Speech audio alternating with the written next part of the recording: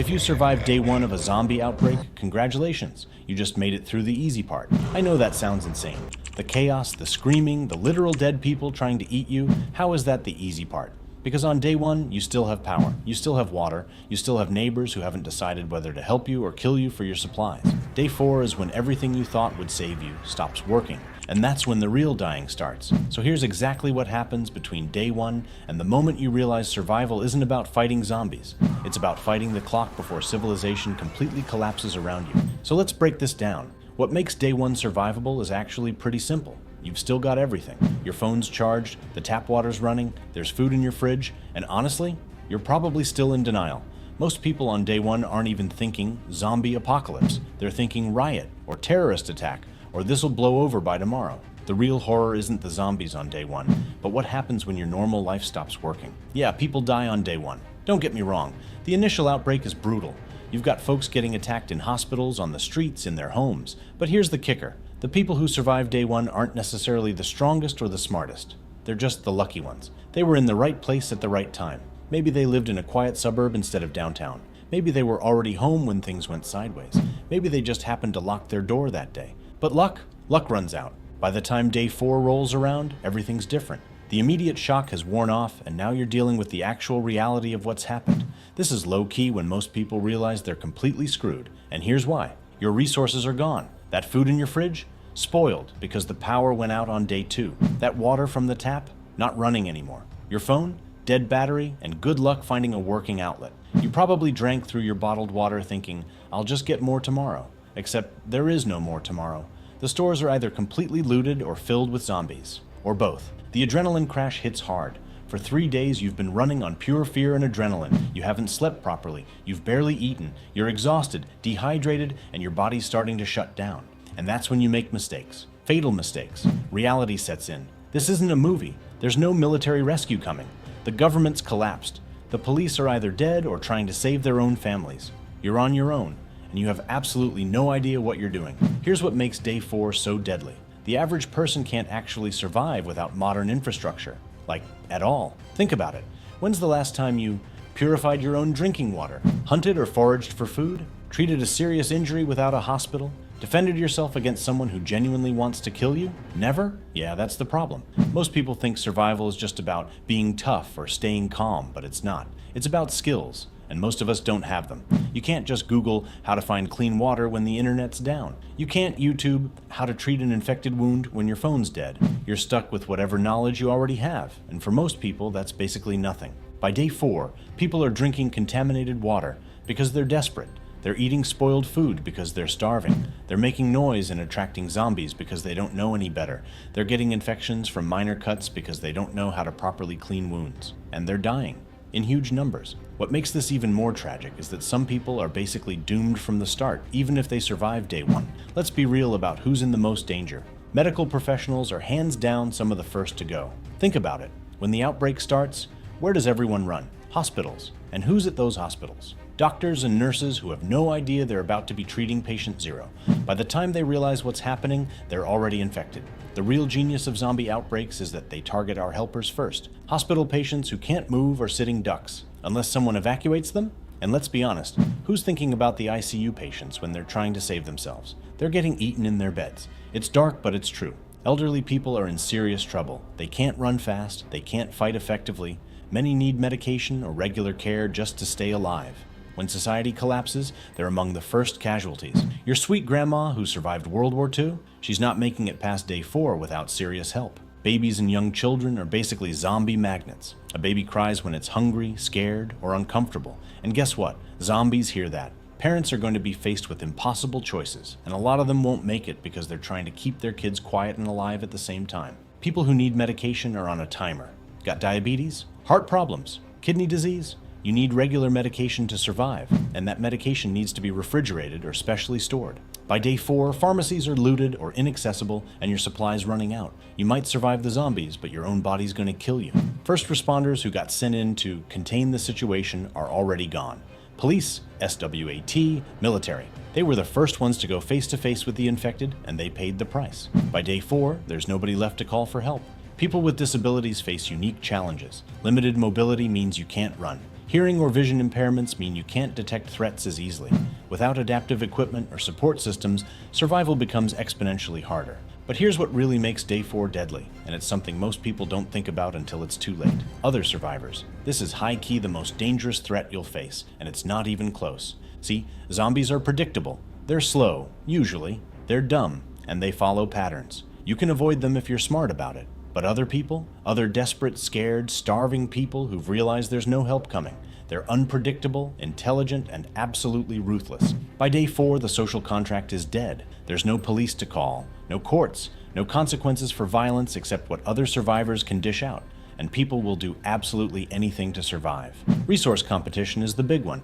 There's only so much food, water, medicine, and shelter to go around. If someone else has it and you don't, what's stopping you from taking it? Morality? That disappears real quick when your kid's starving. By Day 4, survivors are already forming into groups, some cooperative, but many predatory. They're looking for easy targets. Lone survivors, families, anyone who looks weak or well supplied. The psychology of desperation kicks in fast. Normal people, your neighbors, your co-workers, people you thought you knew, they change when survival's on the line. That friendly guy from down the street, he'll kill you for your water bottle. That soccer mom, she'll do whatever it takes to feed her children. Desperation doesn't just make people dangerous, it makes them creative in their cruelty. Violence escalates quickly without law enforcement. On Day 1, people might still hesitate to hurt each other. By Day 4, all bets are off. You've got people forming gangs, raiding homes, taking hostages, using violence as a first resort instead of a last one. And the worst part? They're often better armed and organized than you are. Trust becomes impossible. Should you team up with other survivors for safety in numbers? Maybe. But what if they're just waiting for you to fall asleep so they can take your supplies? What if they're using you as zombie bait?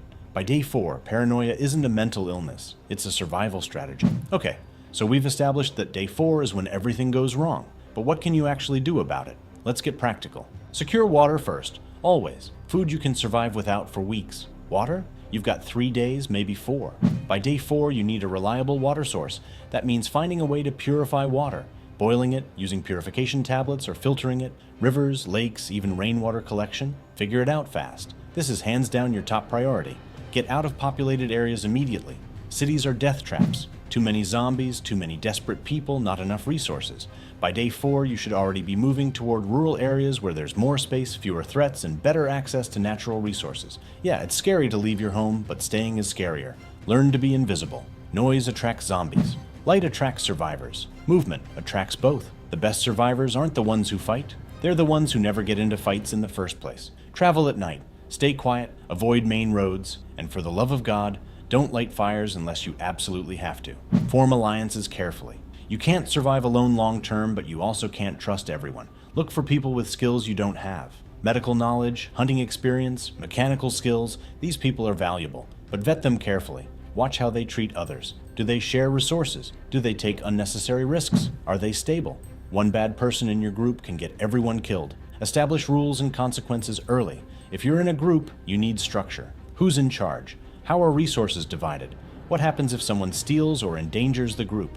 By Day 4, you need these answers because without them, your group will tear itself apart from the inside. Defend your position without advertising it. You need a secure location, but you also need it to look worthless from the outside. Boarded up windows, overgrown yards, no signs of life. Make your shelter look already looted. The best defense is not being a target in the first place.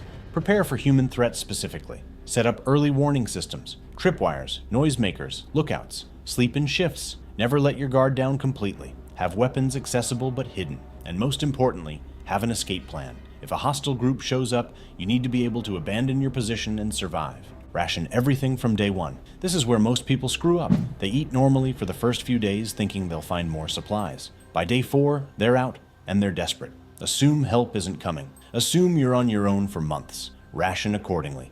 Develop critical skills immediately. Every day you survive is a day you should be learning. How to start a fire without matches. How to identify edible plants. How to set snares for small game. How to treat common injuries. How to move silently.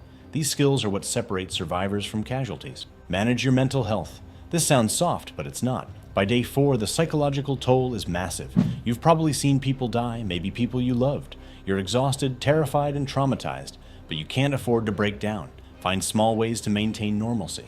Keep a routine. Talk to your group. Process what's happening. Survivors who lose their mental stability make fatal mistakes. What makes Day 4 so brutal isn't just the physical challenges, it's the mental ones. By Day 4, you're dealing with grief. You've probably lost people, family, friends, neighbors. You haven't had time to process it, and that grief is sitting in your chest like a weight, making every decision harder. Guilt. Maybe you survived because someone else didn't. Maybe you had to make a choice that got someone killed. Maybe you left people behind. That guilt will eat you alive if you let it. Fear. Constant, unrelenting fear. Every sound might be a zombie. Every person might be a threat. You can't relax, you can't rest, and your body's pumping stress hormones 24/7. Hopelessness. By Day 4, the reality sets in that this might be permanent. There's no rescue coming. Life as you knew it is over. For a lot of people, that realization is what kills them. They just give up. The survivors who make it past Day 4 aren't necessarily the strongest or the smartest. They're the ones who can adapt psychologically. They're the ones who can accept the new reality, process their trauma enough to function, and find reasons to keep going. So who actually survives Day 4 and beyond? If I had to declare a winner, it's not the lone wolf survivalist or the heavily armed prepper, though they've got advantages. It's the people who can balance two things: adaptability and community. Adaptability means accepting that everything's changed and changing with it. Your old life is gone. Your old morals might need adjustment. Your old habits could get you killed. The people who survive are the ones who can learn fast, think creatively, and pivot when their plans fail. Community means recognizing you can't do this alone. Yeah, other people are dangerous, but isolation is deadlier. The groups that survive are the ones that figure out how to work together, share resources, protect each other, and maintain some semblance of humanity even when everything's falling apart. The real winners are the people who can be ruthless when necessary, but compassionate when possible, who can defend themselves against threats but also build alliances, who can adapt to the new world while holding onto enough of their humanity to make survival worthwhile. Day 1 is chaos. Day 4 is when the real dying starts. By then, your luck's run out, your supplies are gone, and you're facing threats you never prepared for: dehydration, starvation, disease, and most dangerously, other desperate survivors. The 90% who die on Day 4 aren't weak or stupid. They're just unprepared for the reality that survival isn't about fighting zombies. It's about having the skills, resources, and mental fortitude to live in a world without infrastructure, law, or safety nets. Can you survive Day 4? Maybe. But it's going to take more than luck. It's going to take knowledge, preparation, adaptability, and the ability to navigate the most dangerous threat of all: other human beings who want what you have. So here's my question for you. If the apocalypse started tomorrow, would you make it to Day 5? Because honestly, most of us wouldn't, and that's the real horror nobody wants to talk about.